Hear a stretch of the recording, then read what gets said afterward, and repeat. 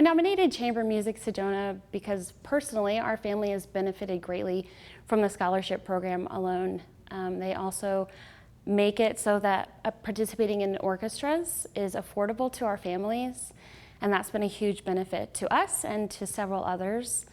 So in 2021, shortly after we moved here, I was diagnosed with idiopathic intracranial hypertension, which caused me to lose around 80% of my vision. But at the beginning, my daughter wanted to learn to play the cello so that if I couldn't see her, I could hear her. This is my scholarship letter that I wrote, and I'd like to read it for you. I would like to learn how to play the cello because I believe it is the most beautiful sounding instrument. It is my mom's favorite too, and I want her to hear me play it. She won't be able to see me play for much longer, so I want to play beautiful music for her. I'm grateful to say that I do have a new shunt, and so my vision has been restored to me. I would say Chamber Music Sedona's scholarship program that helped my girls get private lessons. I've seen them flourish as people, as kids, as ones who seek to strive to do their best. Their teachers have been encouraging and uplifting.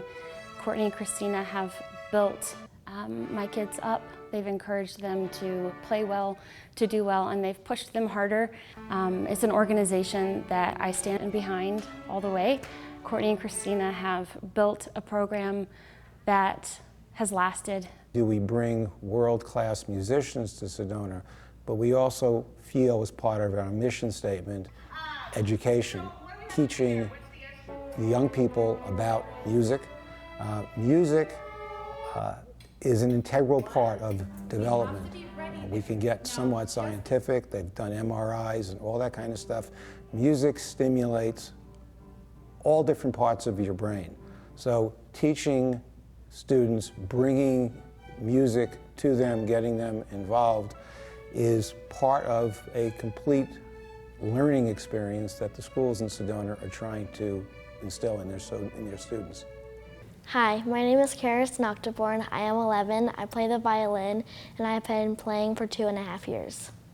I like playing the violin because I think it's a beautiful instrument, and I really wanted to play it for church. I also like playing an orchestra because we are homeschooled, and I like playing with other kids and making new friends.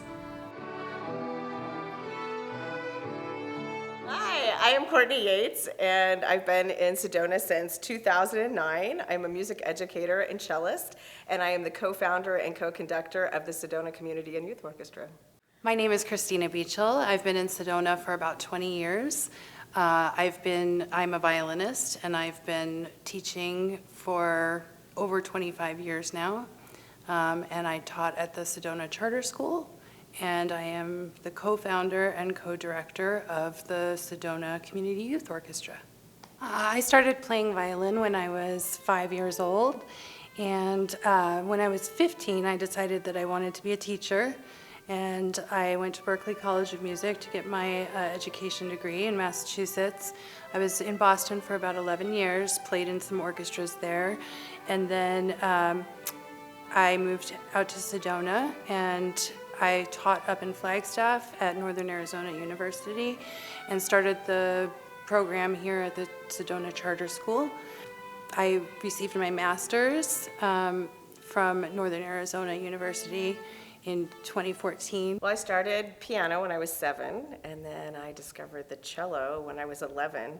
Then I went to college for music and became a music educator. In my late 20s, I started learning to improvise, so when I moved to Sedona, I took that experience from being a session player at Sony and Warner Brother in Miami, and I met one of our local musicians, Chris Ferris, and we've been touring ever since and recording, and I play in the symphonies. I'm taking a little time off for our project this season with the Sedona Symphony, but I play normally in the Sedona Symphony, play cello, and I sub in Flagstaff Symphony on cello when the time allows, and I play violin in the Prescott Pops and direct the youth orchestra over there. For many years, Courtney and I had been collaborating between the strings program at the charter school, Sedona Charter School, and the Red Rock High School. We had done many performances called Evening with Strings, where we would bring all our kids together, over 300 kids up on the stage together performing, and we loved doing these collaborations. This grew into building an orchestra that was going to be going to Carnegie Hall. We were invited to perform there after somebody from the festival that was going to be put on at Carnegie Hall saw our YouTube videos online from our Evening with Strings performances. And when I spoke to the festival, I thought, okay, this is going to be maybe 5 years from now we can do this. And I talked to them, and I said, well, there's some of our work, this would be a collaboration because we're a small rural area, and there's another school that I collaborate with. And because these are not school-sponsored festivals, we can collaborate and combine schools, and we had children in a whole different county, with Flagstaff kids coming down and put together this sort of all-star team of the students, and they saw our work online and got back to me and said, you just need to put in your application, you're in. That's really where Chamber Music Sedona stepped in with a scholarship program so that we would be offering private lessons, affordable private lessons to all the kids that were in this project.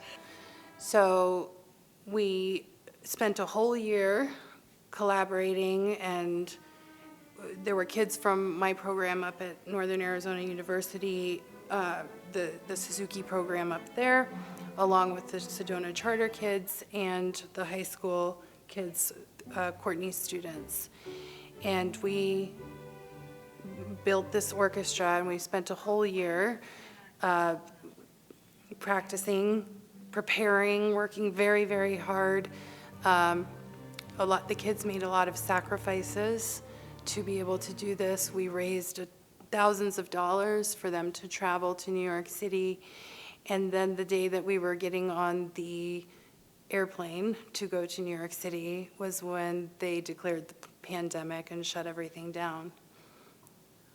4 hours before we were leaving for the bus to take us down there. Once the pandemic was over, we really needed to rebuild the strings programs in Sedona because they had suffered through the pandemic. So we saw this as an opportunity to get an orchestra back together. We're in the process of rebuilding it, and chamber music has been instrumental in supporting us through this journey. They provide scholarships for our students to take private lessons. They help subsidize the cost of the tuition for the orchestra, so it keeps the participation fees very low for families so that all children can participate. Yeah, it's essentially a 90% scholarship for anybody that is in the music program, in the orchestra program, that is. And they are our financial conduit, so anybody that wants to donate to this cause for the orchestra or the private lesson fund can donate directly to Chamber Music Sedona, and then they earmark that in a special account that helps subsidize all of these programs.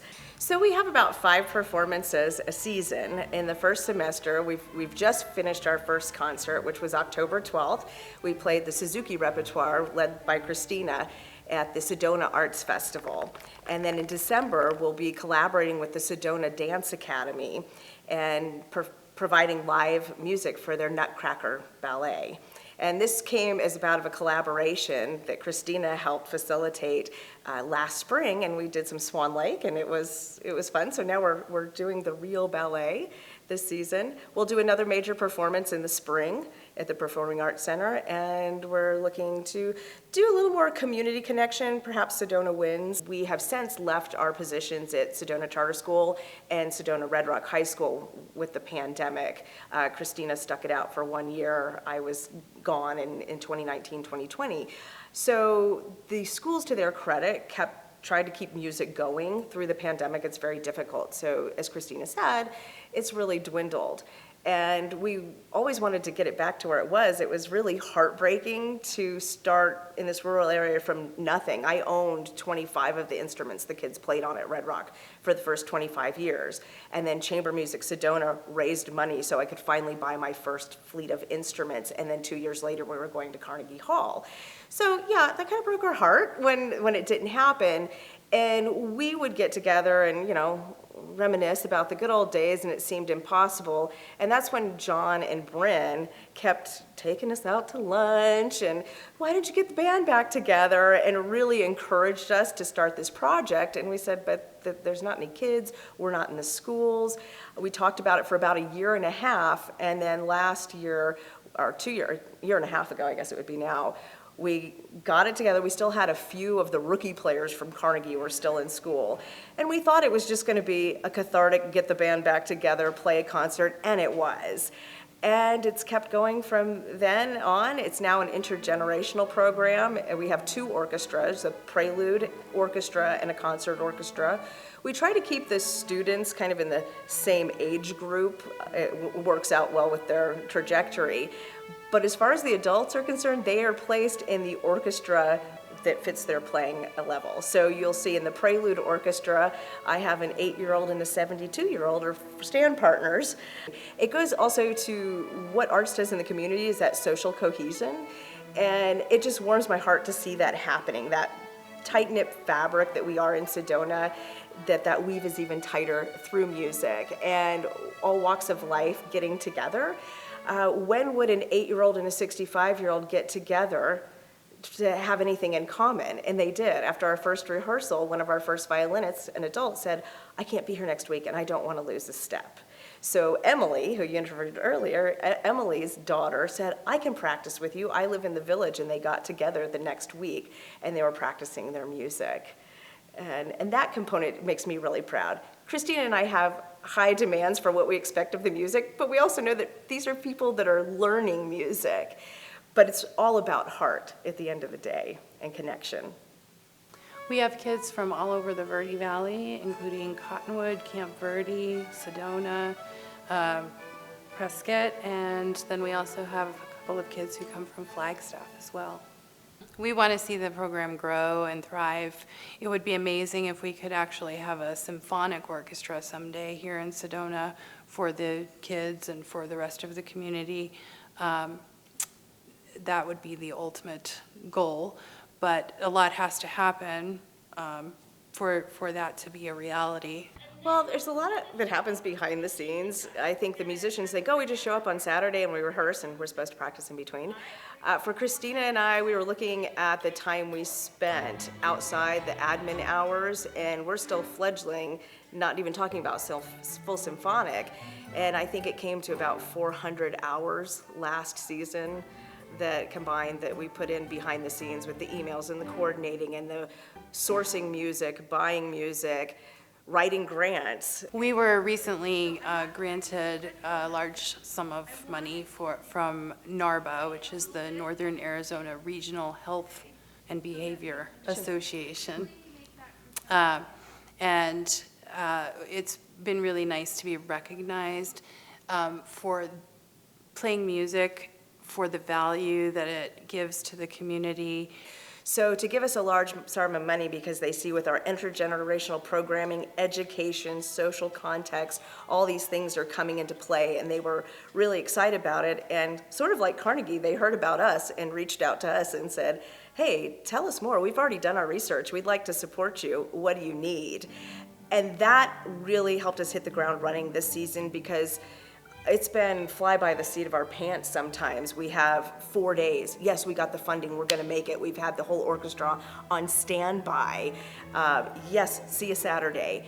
And this allowed Christina and I to plan and really think about what we were doing for the whole year, rather than we can get the band back together for at least one more semester. So this has been really helpful. Often as music educators, we are constantly validating music, the purpose of music, why it's important in education. And with the NARBA funding that we received, they recognized that music was very important just for the sake of music, because it contributes to the wellness of individuals and a community. The arts are important to every community because it creates an opportunity for thriving communities through collaboration and personal expression.